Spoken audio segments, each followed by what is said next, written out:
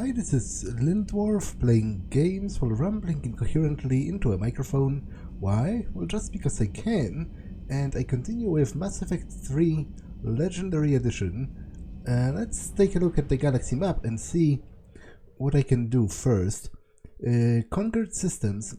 Clusters already conquered by the Reapers can be accessed using the Normandy stealth drive. Search these clusters for survivors, salvage and valuable intel. Okay, I'm currently over here. I don't think there's... What? Why do I need a Mass Effect? Search and rescue. The Normandy is equipped with a new and improved scanning pulse that can detect objects of interest. Use this to uncover war assets, artifacts, intel, and fuel as you fly around the system. Be aware, however, that each time the pulse is used, the chance that the Reapers will enter the system to investigate is increased. If the Reapers enter the system you were in, flee and wait until you have completed a mission before returning. Okay, I'm not quite sure why did I need a Mass Effect jump to get to the Citadel if I am at the Citadel, but let's read the description, I guess, while I'm here. Supposedly constructed by the long extinct Proteans, this colossal deep space station serves as a capital of the Citadel Council. Gravity is simulated through rotation and is a comfortable 1.02 standard Gs on the wards and a light 0.3 standard Gs on the Presidium ring. Okay, I'm not going to land because I was just there. Again, I'm not quite sure where I actually was then. Anos Basin. Recover Protean artifact.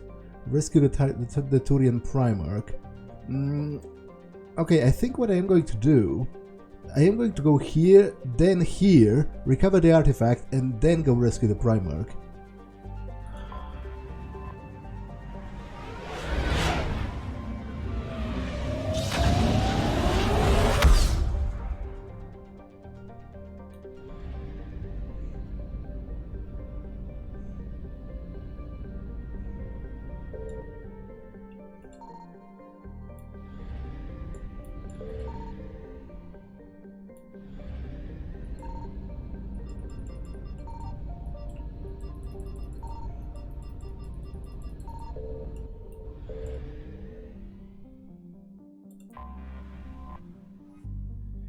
Paeto, a carbonaceous asteroid, became notable for the Element Zero deposits. The deposits, which indicate that it was an extrasolar capture, were discovered by the Salarians shortly before they found the mass relay in the Pranesh system. Naturally, all Element Zero was mined out long ago. The asteroid is named for the clan of Paeto Ilginon Mal Erneste Dutsolem Amar, known to the humans as Amar Solem.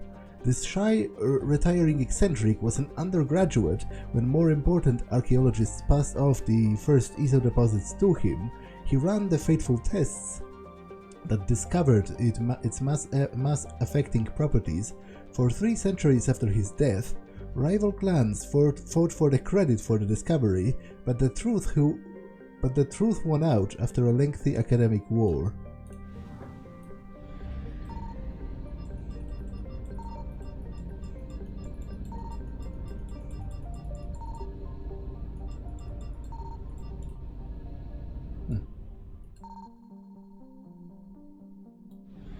Okay, I thought there was something here, but it's just the icon for scanning.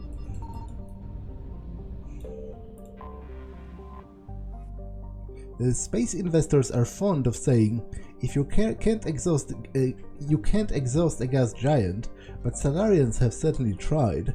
Helios is home to a thriving community of robo-miners and those who work in helium-3 collection and refinement. More than 16 of Hegelus's more metallic moons have been settled.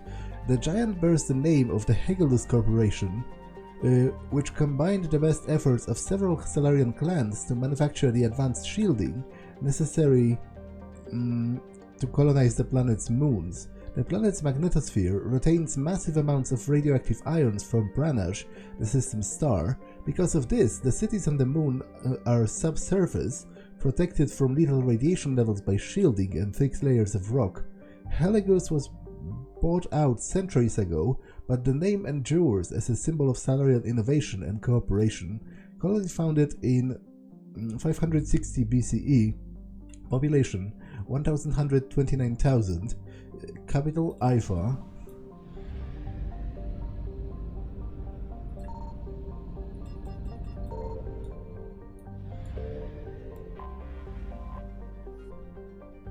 The tiny rock planet Draggle is notable for its status as a strategic reserve of heavy metals.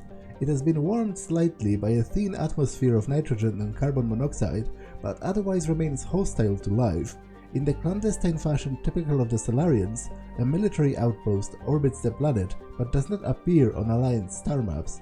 Like Seradrill, Draggle is named for the matrilineal clan that sent the first manned mission to the planet's surface. However, a thriving minority from the Siller clan, who sent the first manned mission to orbit the planet, insists to this day that their landing attempt was sabotaged by the Draggles and the planet should bear their name. Relationships between the two clans remain tense.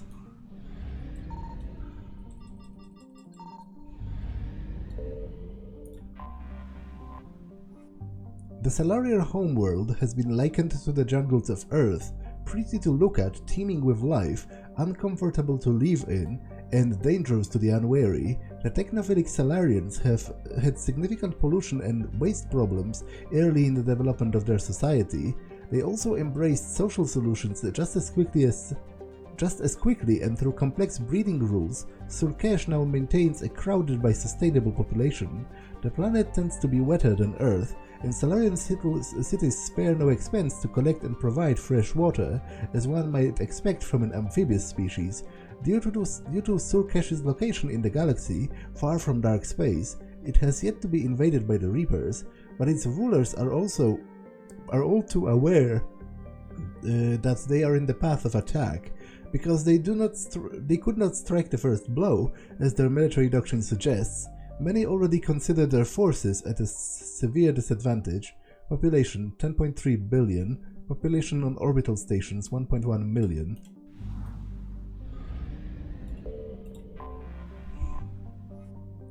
Surkesh's sister planet is in a weak hothouse state,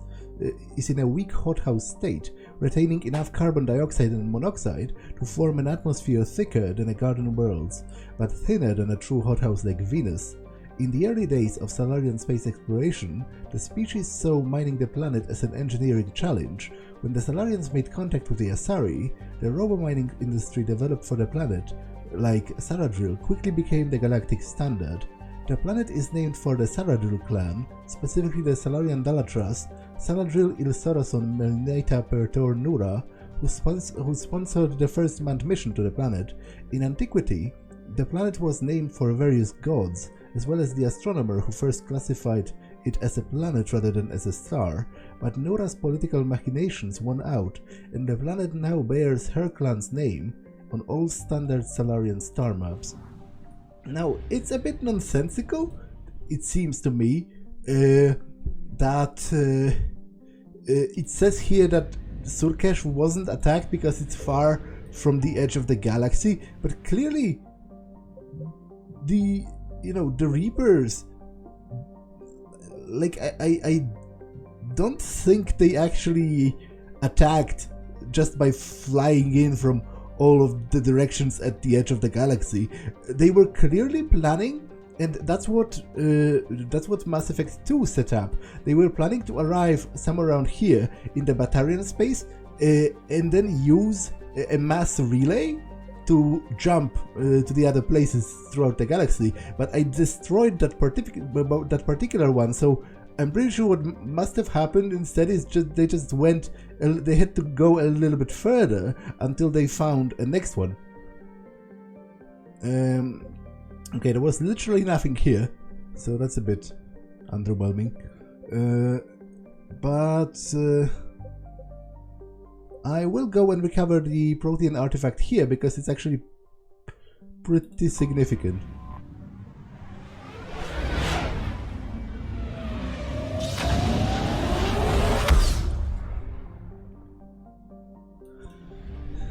Okay, Eden Prime.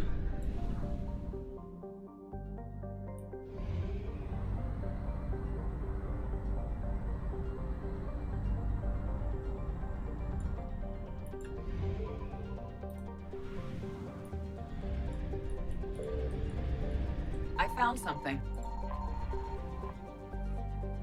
Bohr is a hydrogen-helium gas giant with over 90 moons.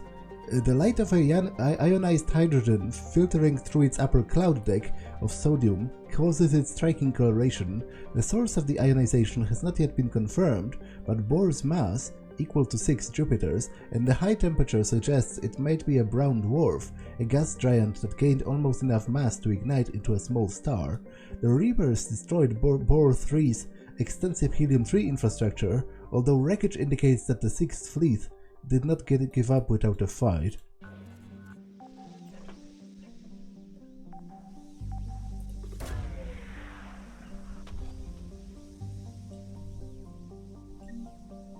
Okay, found something. Remains of a Reaper destroyer.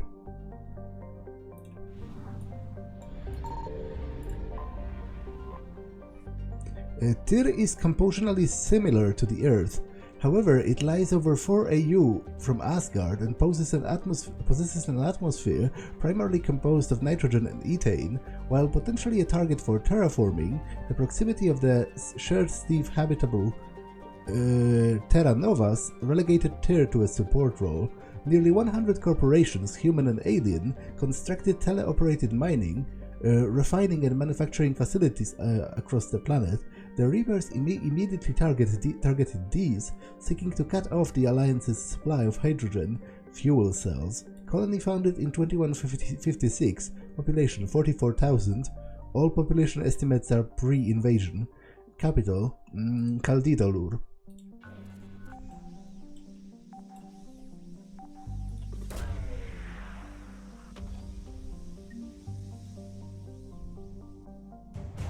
Alliance Naval Exploration Flotilla.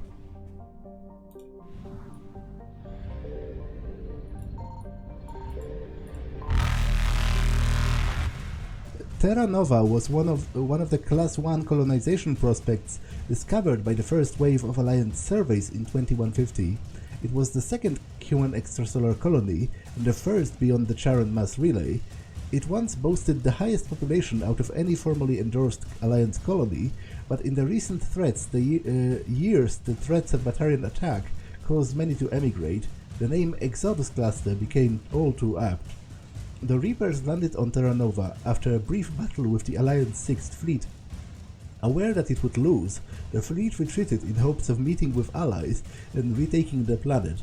Intelligence indicates that the Reaper forces here are light, and debate rages over whether to try to liberate the planet or if such an effort would prove futile if the Reapers sent reinforcements. Population 4,150,000. Colony founded in 2152, capital Scott.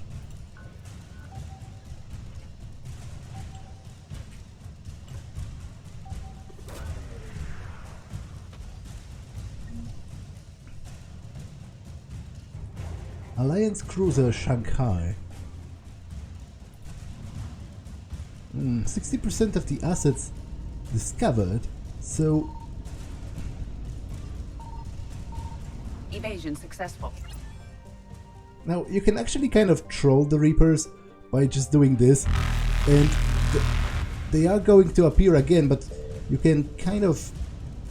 Okay, I guess you can't troll them as successfully as I would like, because I don't think it tracks where you approach from. Oh, it actually does. A small terrestrial world with little to recommend it. Loki's one hemisphere is largely covered by ice, and the other by craggy basaltic highlands. The rough, varied terrain suggests an ancient cataclysm caused significant damage to the planet, reaching 6.5 AU at the perigee and 7.1 AU at the apogee. Loki's unusual elliptical orbit reinforced this hypothesis. Beneath Loki's ice caps runs a naturally formed network of subterranean tunnels. These may have proven useful to Alliance forces in retreat. Nevertheless, any organics hidden here remain in peril, as Loki's atmosphere is inhospitable and Reaper scanning technology is efficient.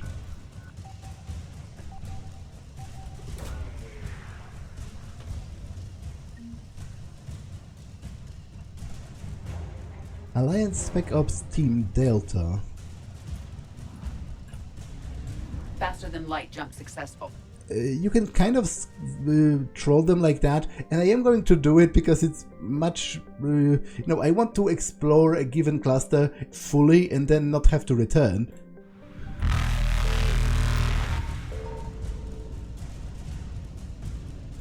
Evasion successful.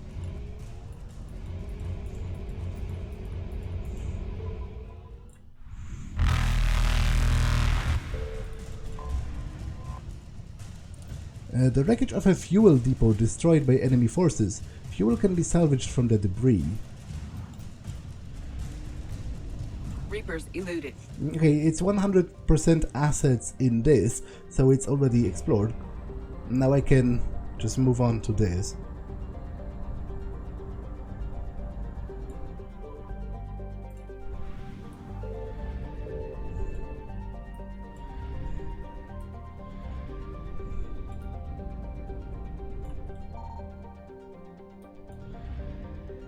Interestingly, they do not seem to be interested in attacking me here, which is weird because this is a major colony. Xanadu's atmosphere is composed of methane and argon, while the planet's frozen surface is largely potassium with deposits of calcium. Its location in the deep cold of the outer system and the lack of valuable resources leave little to recommend it.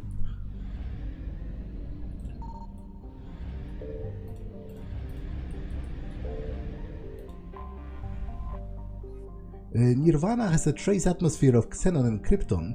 The surface is a mix of water ice and iron oxides, with cryovolcanic plumes of potassium concentrated around the equatorial ridge. Nirvana has little of commercial or scientific interest, though a few geological research stations were constructed in the early 2160s. All have been shut down for years. The Alliance maintained an automatic ice cracking station, which stockpiled a large amount of deuterium fuel for use by the fleet. This was commandeered in the preparations for the war, and now Nirvana is completely silent. Signal confirmed. An unusually large terrestrial world, Arcadia has a dense atmosphere composed of nitrogen and helium. Its scorching hot surface is mainly composed of alkaline basalts, but metal deposits are plentiful. Although several spectacular examples of columnar basalt formation offer scenic beauty, Arcadia's hostile environment has precluded commercial development.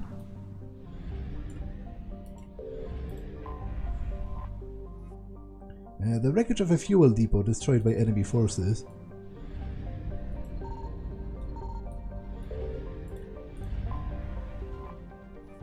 Zion is a hydrogen-helium gas giant, even larger than Jupiter.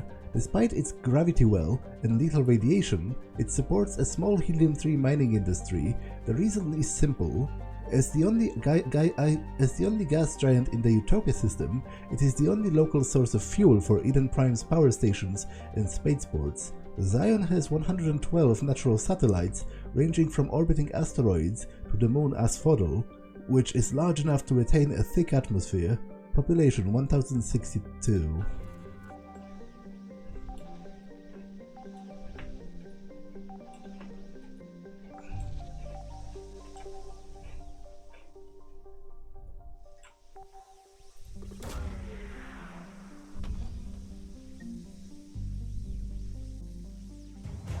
Prothean data files.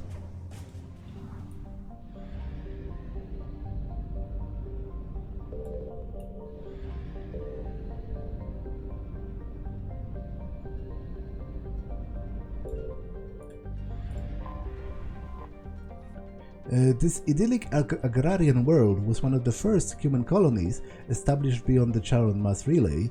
Eden's prime fertile biosphere drew heavy immigration from the system's alliance and other human organizations. In 2183, Eden Prime was attacked by a Geth force led by the rogue spectre Saren Arterius. Commander Shepard, responding to the attack, encountered a Prothean beacon that warned of the imminent Reaper invasion. It is thanks to this beacon and the commander's quick action that the galaxy has any chance of survival today. Although the Reapers rushed past much of the Exodus cluster in their plan to take Earth, it is clear that the war has come to Eden Prime. Distress signals have jammed all available frequencies, fires burn in the vast swaths across the arable land, and its once extensive monorail system is twisted metal. Cerberus has much to lose if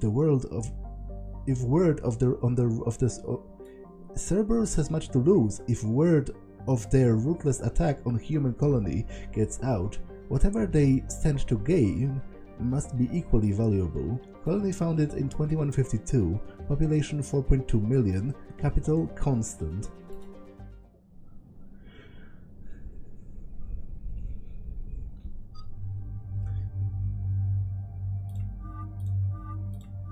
Wow. Wow. That's actually quite a broad choice of armors. I don't remember most of them. They must be DLC of some kind.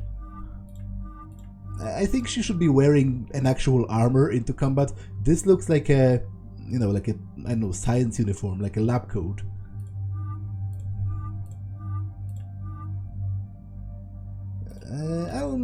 I need to take a closer look at them. I'll give this a chance, because I do like the blue and black. It's a nice color scheme.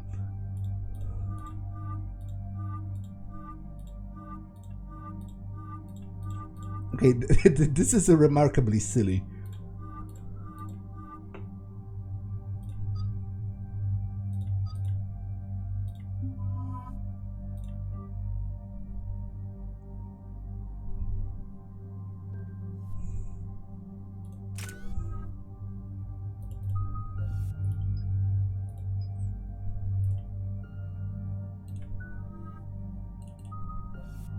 Increases damage by 40, duration by 60.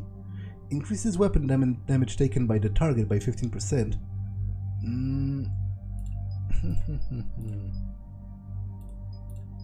Okay, this is quite a large upgrade. I'm taking this.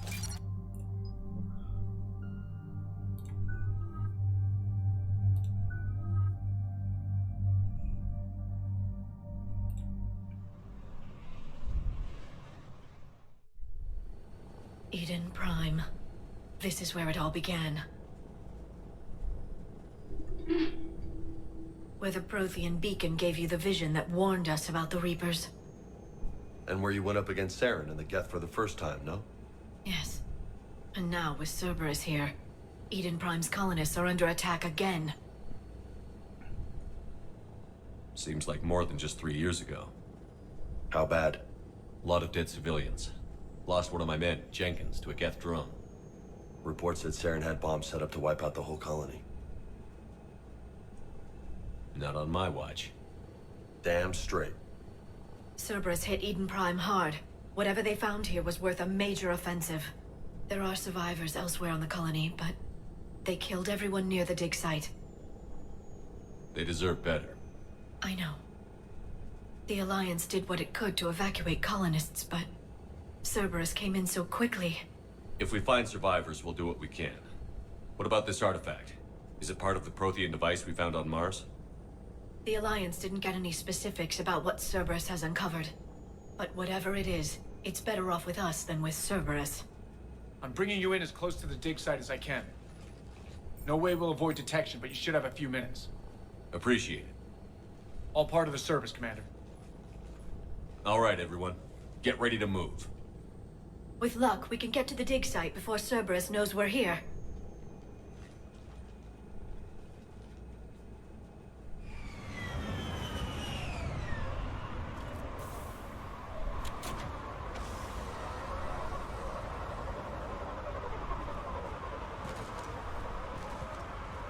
No sign of survivors.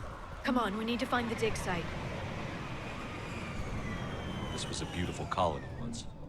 They came back after the Geth attack. They'll come back from this. They rebuilt Minduar. It wasn't the same. They'll never forget. All we can hope is that they grow stronger for it.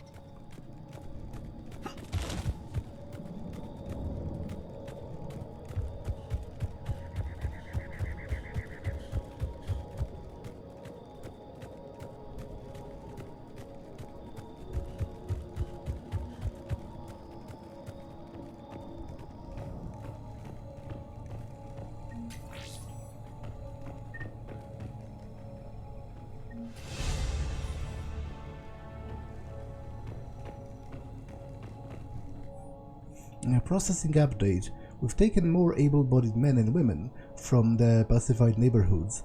The colonists generally have accepted our story that they have gone to perform tedious but safe manual labor in a Cerberus research camp on the other side of the planet, and when we increased food rations as payment for the work, most of the complaints died out.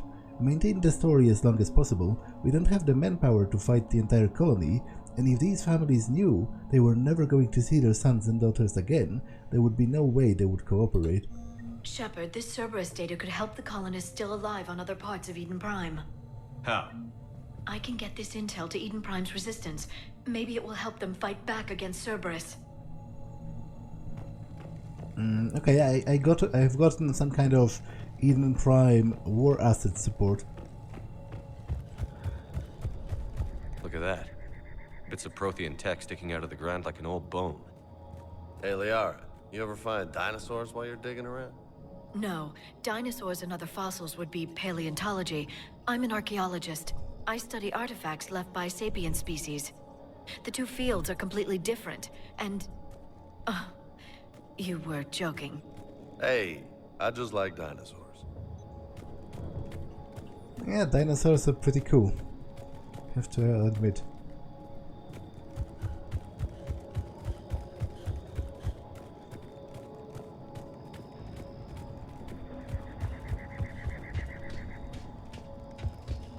There, that's the elevator that leads down into the dig site.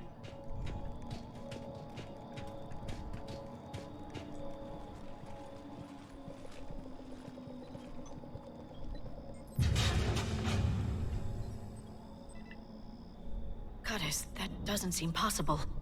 It's not a Prothean artifact, it's... a Prothean. You mean a collector? Those things the Reapers turn the Protheans into? No, an original unmodified Prothean who's still alive. You're right. That doesn't sound possible. You saw Prothean stasis chambers in the archives on Ilos. The only reason those failed was a lack of power. Cerberus found this in an underground bunker. It still has power. He's been in stasis for the past 50,000 years, waiting for us. Think of what we could learn. What can you tell me about the Protheans? The people, not the technology. Given your experience with the Prothean cipher, you probably know as much about them as I do. The Prothean Empire spanned the known galaxy. They uplifted countless other species to help them join the galactic community. Uplifted, huh? Like when the Solarians helped the Krogan to evolve a little... faster. Yes. Judging by the dig sites like the Prothean Archive on Mars or here on Eden Prime, the Protheans wanted other species to learn. It's clear that they prize knowledge, growth, and cooperation with the rest of the galaxy. The way you describe them, they sound a lot like the Asari. I'm certain I'm coloring their culture with my own perceptions. Whatever the Protheans were, finding one alive represents an incredible opportunity. Good thing we brought our Prothean expert. I hope I can help. If this single Prothean was sent into stasis, he could be the foremost scientist of his time, or perhaps the wisest counselor. Cerberus damaged the life pod when they excavated it. The life signs are unstable. Then let's get him out of there. No, breaking open the pod would kill him. We have to find the command signal that ends the stasis mode. We also need to figure out how to physically open the pod without doing more damage. Cerberus took over the labs nearby to research what they found at the dig site. That's likely our best bet.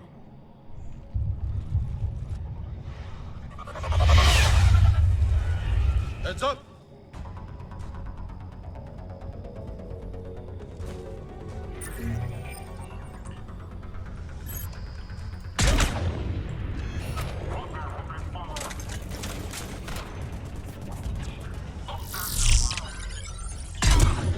Now, I'm actually very conflicted on the idea for that DLC, because as cool as having a Prothean in your team is for world building, I also find it a little bit implausible, because like he isn't even, as you're going to learn soon enough, he isn't even a particularly important Prothean, so it's a bit weird that they, let all of the top scientists on Ilos, for example, die because of dwindling resources, but somehow this random dude just survived out of the blue.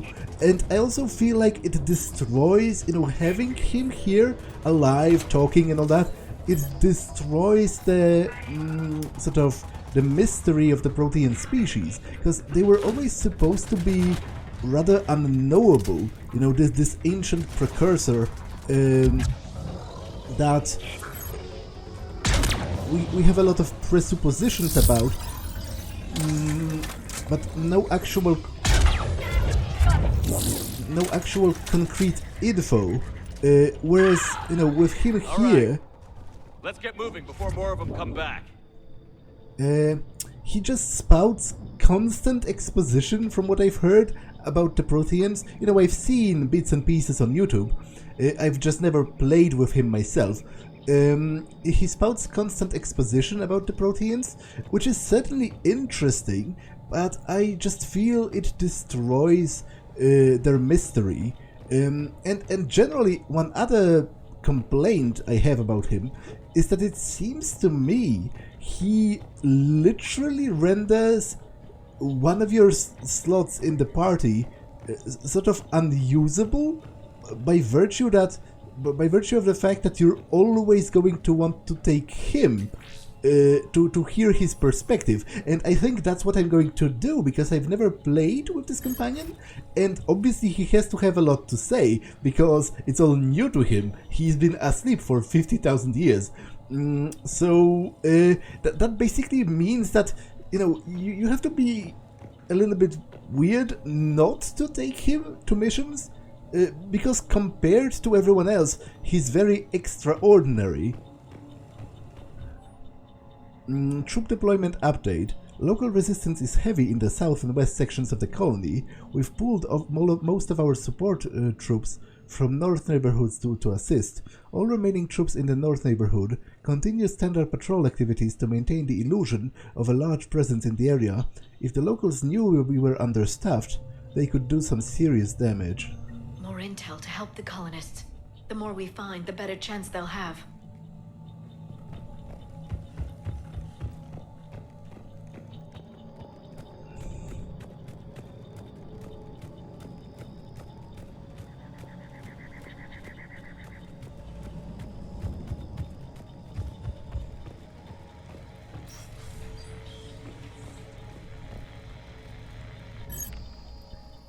Keep your family safe.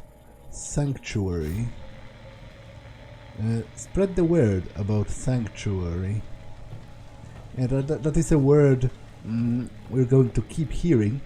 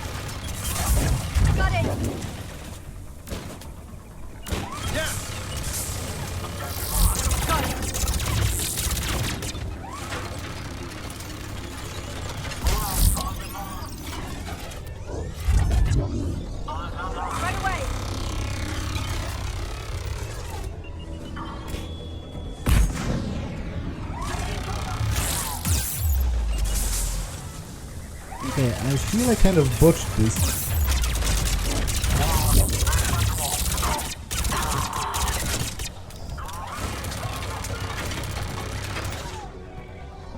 By having them deploy 2 of those turrets.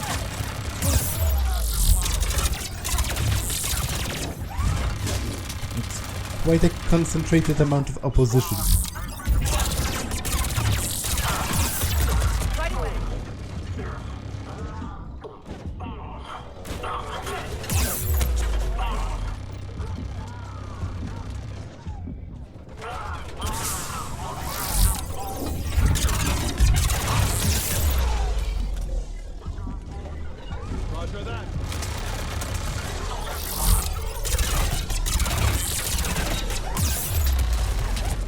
Oh wait, and they keep repairing it as well. I have to kill the engineers first. I'm on it.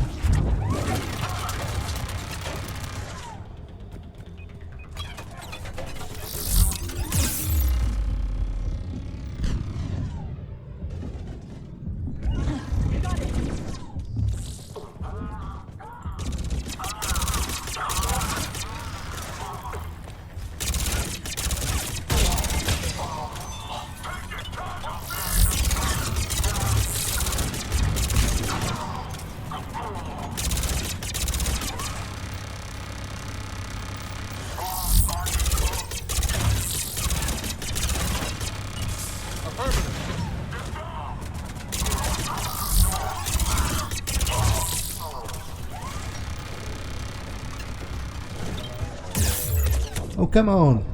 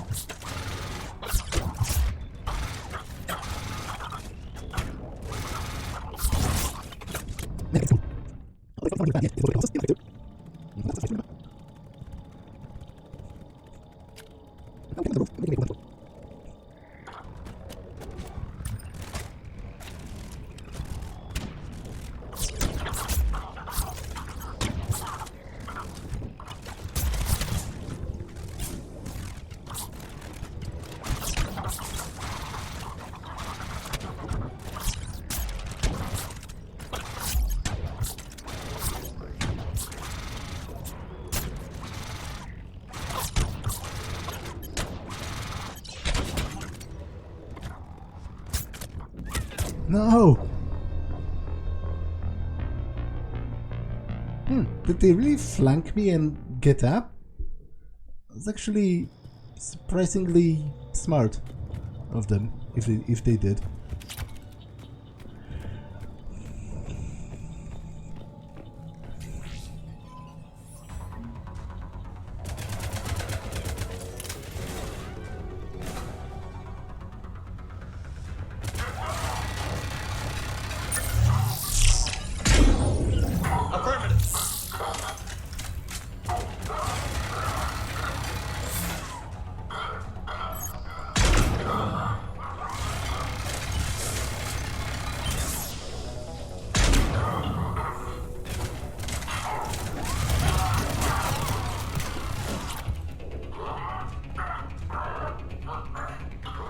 Roger that.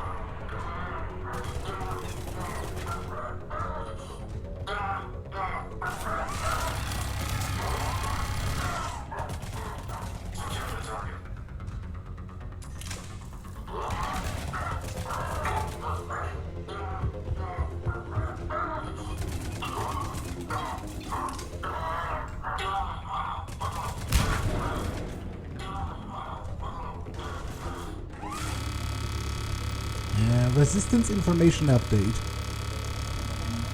Oh. This intel will give Eden Prime's resistance movement a real chance to push Cerberus out of their colony. Okay, I'm going to reload and read that.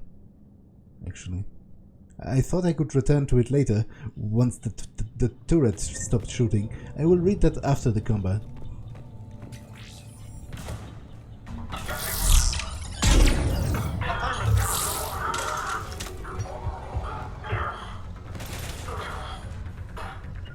Right away.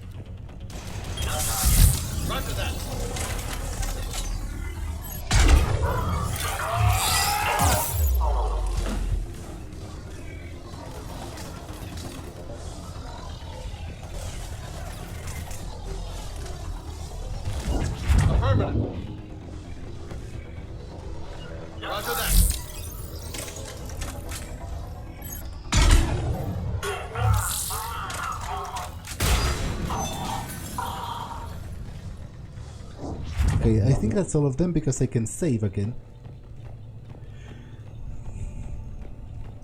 Resistance information update. We've gotten word from our source within the Eden Prime's resistance. What? We've gotten word from our source within Eden Prime's resistance. Oh, resistance movement that we can, because I was expecting to it.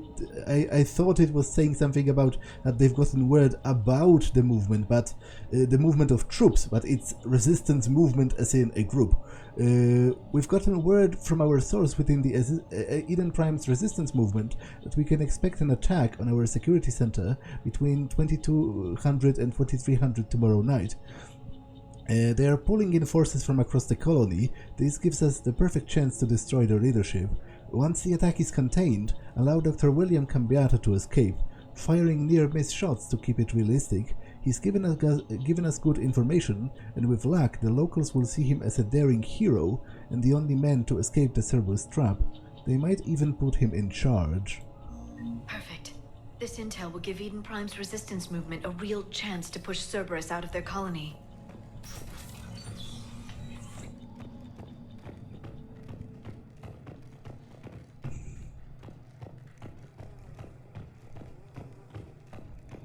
There. That lab found footage of the Protheans. Cerberus is studying it to figure out how to physically open the pod. Okay, but before I go there, I would like to search that other location where I had that other fight.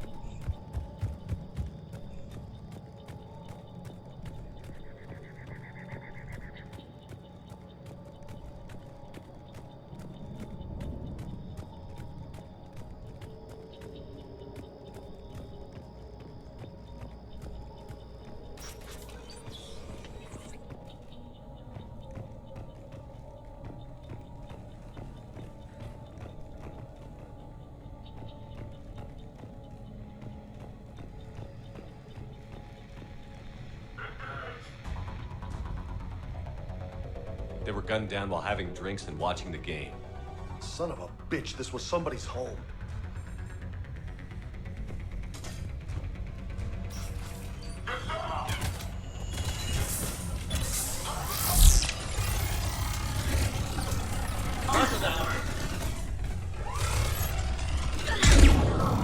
Affirmative. I'm on it.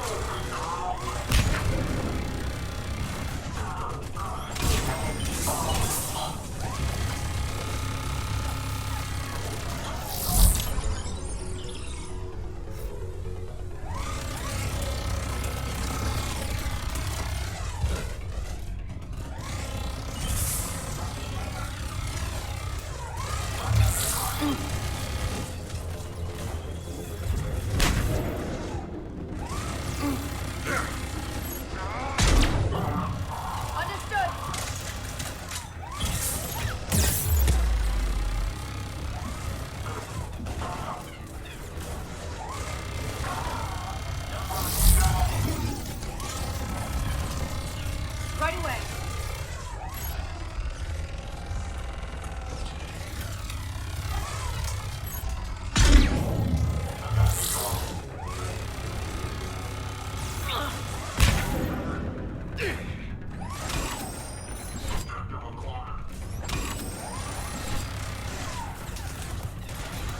Roger that.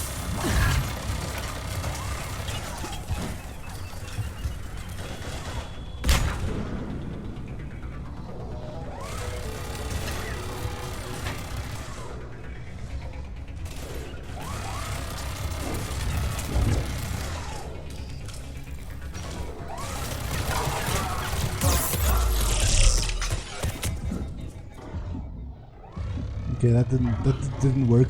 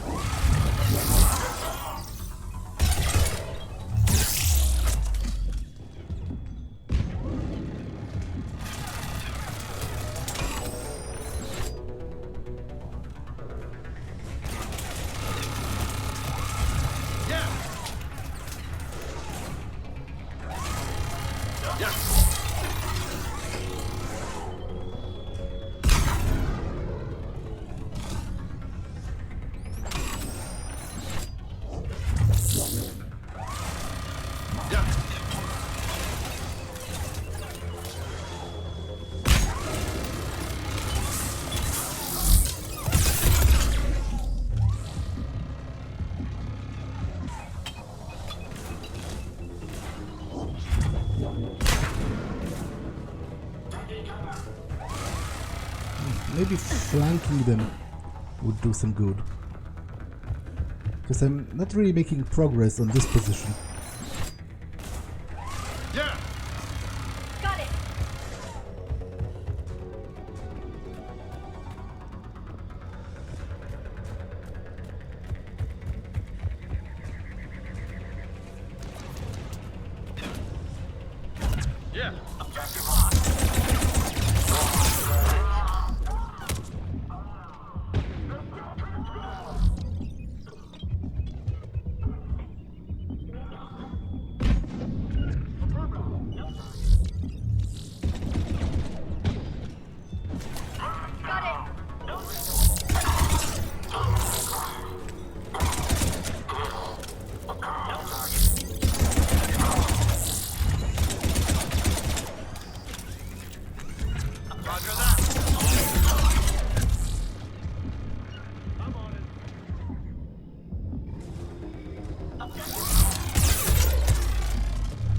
Right away!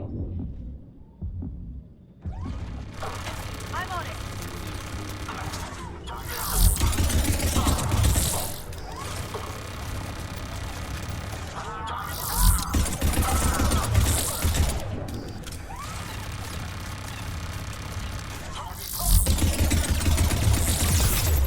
Oh, come on.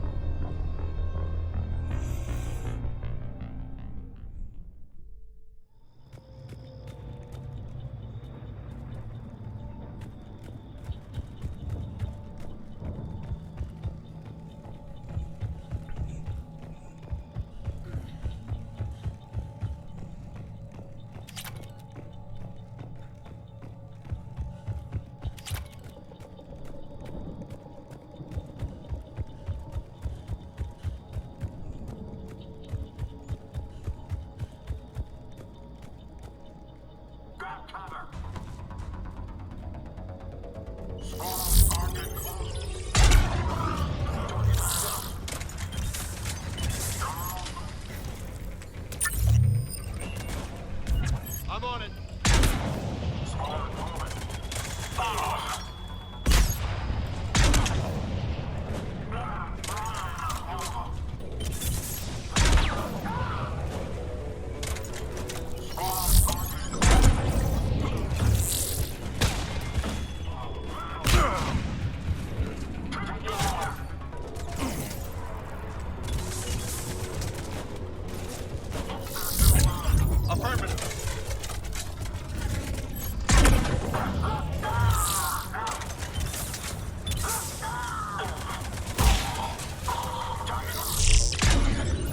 Roger that.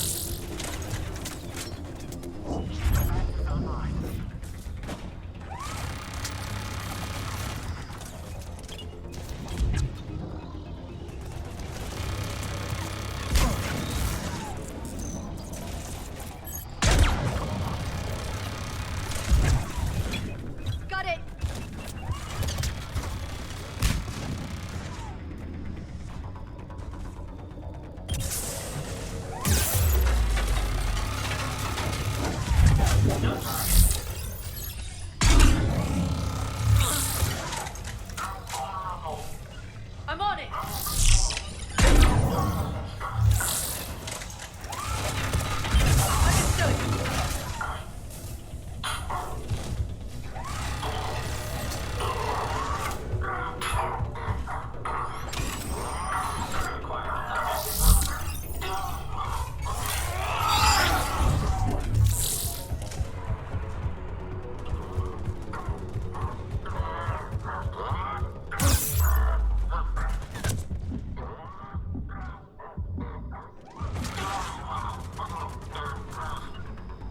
Roger that.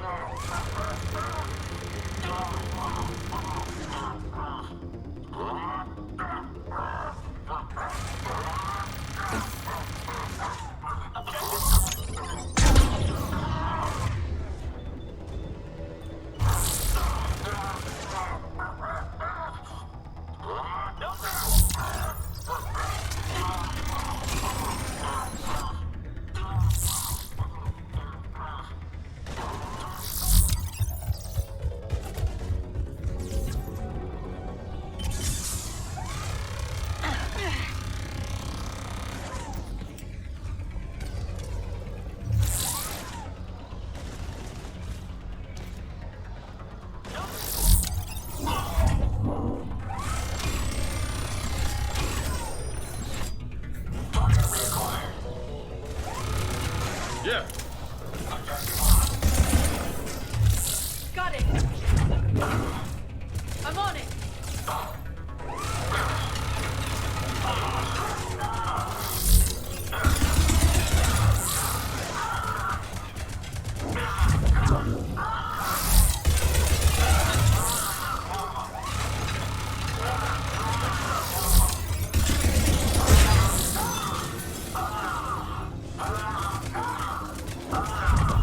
I'm on it.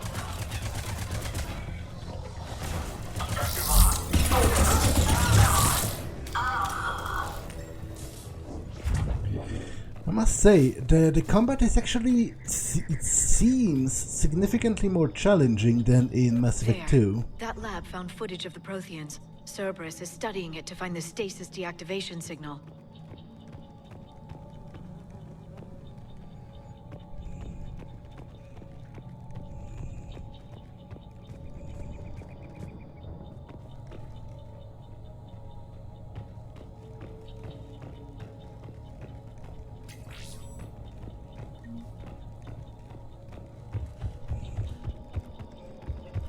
Wait, does this loop to that other place?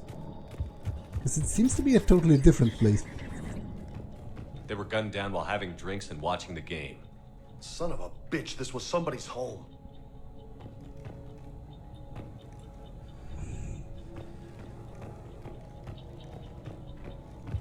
I am a bit confused about geography here.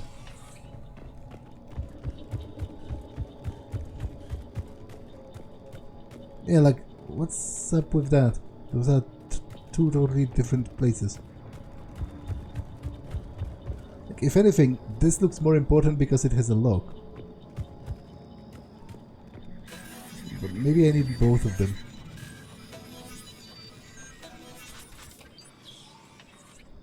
You know what, regardless, I will check it next time because this episode has been long enough.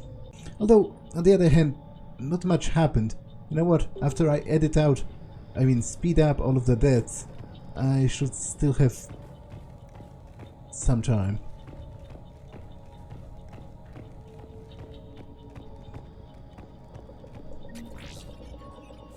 I should have healed.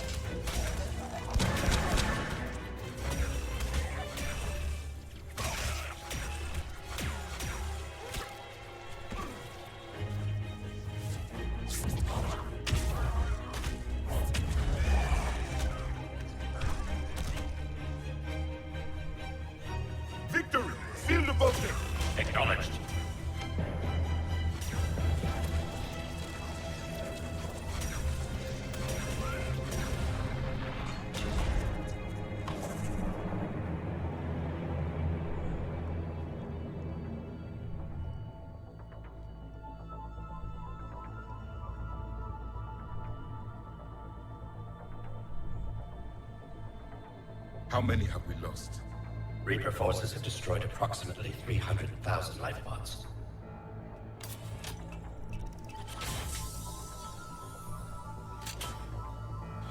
Third of our people.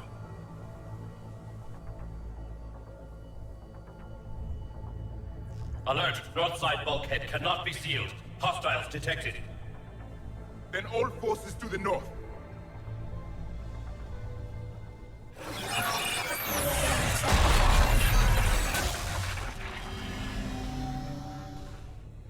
I think I can duplicate that to open the life pod. You understood that? You didn't? No. All I saw was static. Cerberus was trying to make sense of it without success. The Prothean cipher you received on Pharaohs, it lets you see the images as a Prothean would, and understand their language. Whatever it does, I saw the video. And how they sealed the life pods. Perfect. Then we just need the signal they used to activate stasis mode. Ah, okay, find the remaining pod data, so that would be in the other lab then. Okay. All is clear to me now.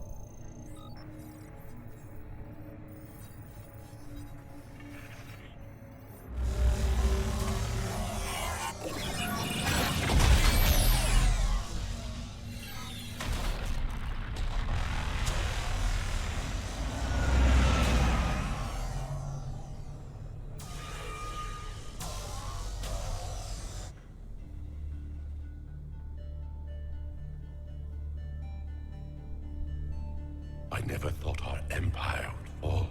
It won't. We will sleep here until the Reapers return to dark space. Then we will rise, 1,000,000 strong. For the Empire. For the Empire.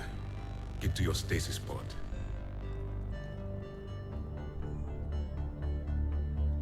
Victory. Broadcast the stasis readiness signal to all life pods. And the refugees who have yet to reach the bunker. Their sacrifice will be honored in the coming Empire.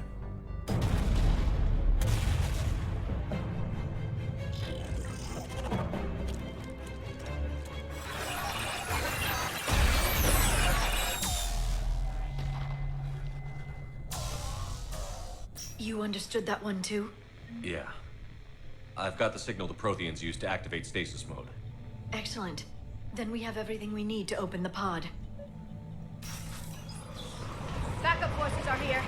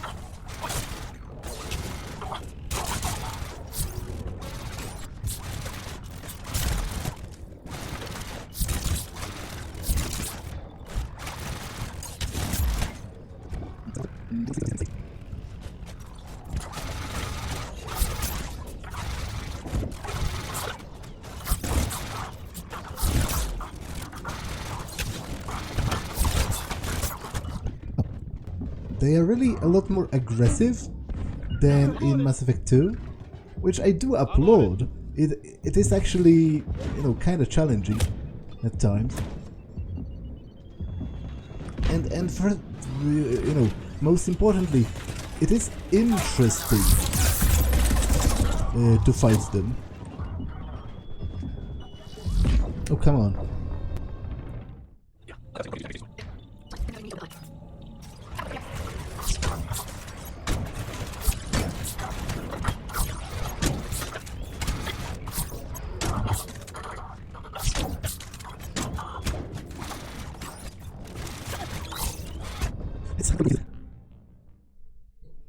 Yeah.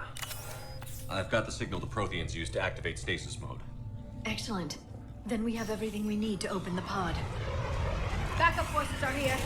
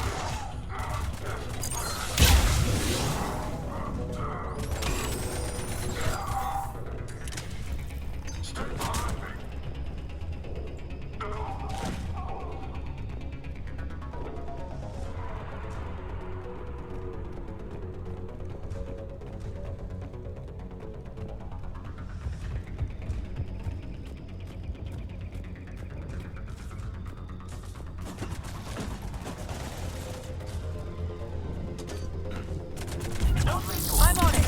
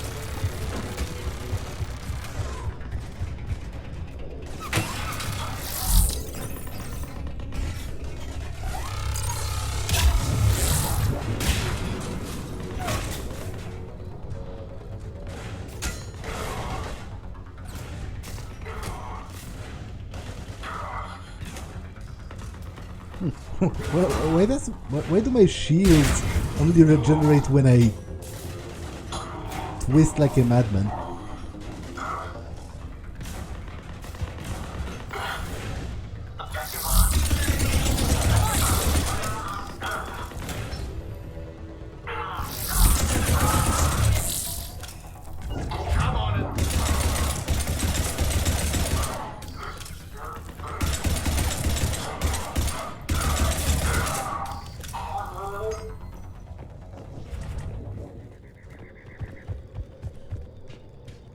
They've retracted the bridge. We have to find another way across.